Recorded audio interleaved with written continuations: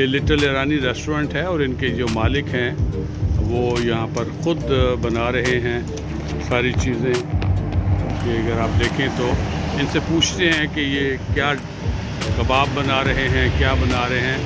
Hey friend, how are you? Good, you? I'm good. And what is this you cooking?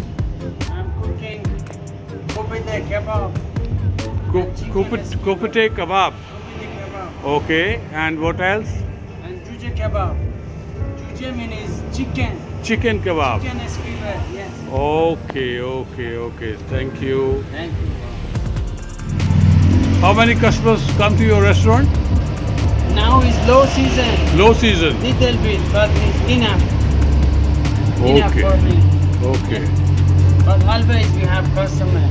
Okay और Thank ये you इनका very much. Restaurant है और यहाँ पर इनके कुछ फॉरेनर कस्टमर्स भी बैठे हुए हैं।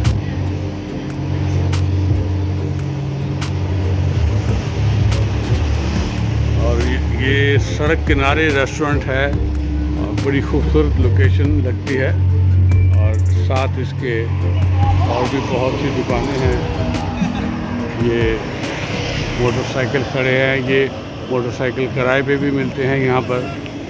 आपने किसी काम से जाना है तो आप यहाँ से मोटर बाइक या गाड़ी जो है आपको रेंट पे मिल सकती है। आज के लिए इतना ही।